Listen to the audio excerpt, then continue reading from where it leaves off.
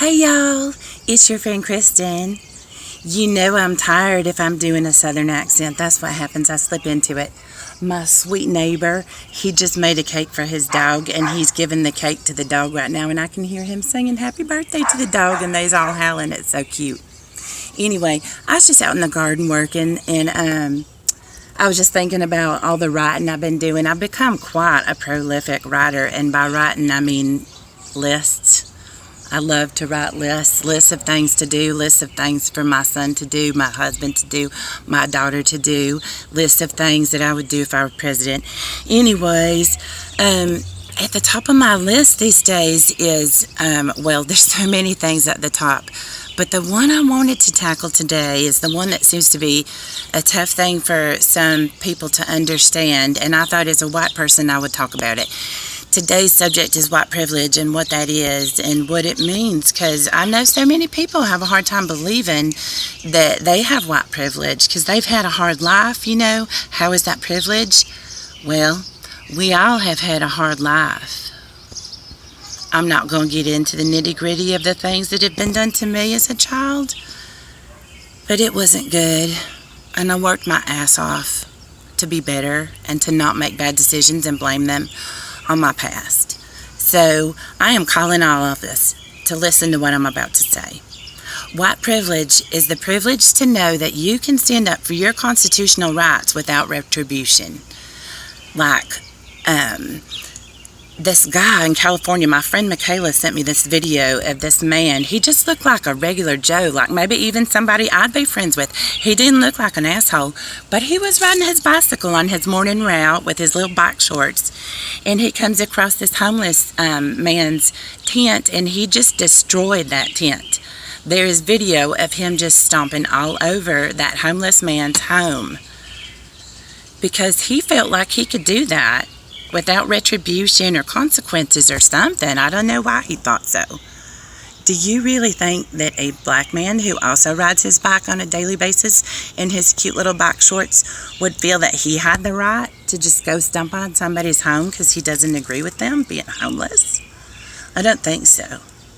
I grew up in South Dallas, in Texas, where you's either black or Mexican or white. And I saw all kinds of crazy oppression from the time I was little itty bitty. And I know why black people don't always feel like they can stand up for themselves. It's easy for us to be like, well, I can stand up for myself. This is my right. They ain't got nothing on me. Black people don't feel the same way. Their people have been oppressed for years. They have been getting stuff planted on them, having false accusations, witness tampering, all kinds of things to hold them in jail for shit they did not do. So white privilege, that was just one small example, but there are many examples. Like when I was in my 20s and I thought I could smoke pot while I was driving on the highway, my friends were scared to death. My black friends, I mean. They were like, you can't do that. You get pulled over, you're done. But me as a white person, I felt like I could take advantage of that. That is white privilege. And that is what I'm trying to tell y'all. So this would be a good time to use your white privilege. If you go to a church that is not talking about how sad this refugee children and family separation is, you can use your white privilege to bring it up. And if you are uncomfortable confronting people like most good girls are, you can say, Pastor, pastor's wife, first lady, whatever y'all call y'all's pastor's wives. I just call her Susan. You can say, my heart is hurting about these children. I know we all love children. Could we talk about this? Because this is weighing heavy on my heart. And that will open the door to those conversations. And not just at church. We need to be doing this with our friends. I have kids with some issues and little special needs here and there, and I'm friends with a lot of other special needs moms. And we have to advocate for autism and special needs and all these things all the time, and we get tired of it. So taking on new causes is exhausting to us, but this is different. These are children. Children with Down syndrome and autism and totally neurotypical children and babies being taken away. We have to talk about this. We need an uprising. If your uprising is in the form of just calling your senator, that is something. If your uprising is in the form of donating money, that is something. If your uprising is in the form of going to a paint night to get out your feelings about how hard this all is on you, it is better than nothing. The best thing we can do, though, is to resist this BS. I don't care who you voted for.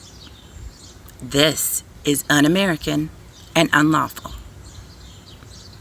I am asking y'all to just think about it.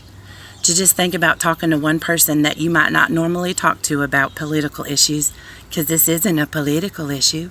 It's a moral issue. This is not politics. I love all y'all. I hope that it was worth staying the whole 6 minutes. And I hope you'll talk to somebody. Be the change. Love you.